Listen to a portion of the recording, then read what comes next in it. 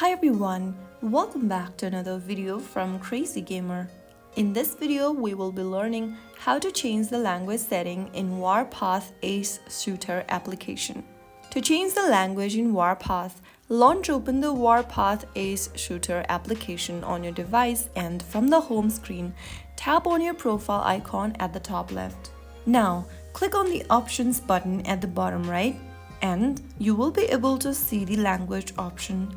Tap on Languages and then you'll see a list of available languages. Select the one you'd like to change to and tap on OK. Right after you tap on OK, the game will automatically update to the chosen language. And that's how you easily change your language setting in Warpath Ace Shooter. If you found the video helpful, like, share and subscribe for more tutorials from Warpath Ace Shooter. I will be back again in the next video. Thank you for watching.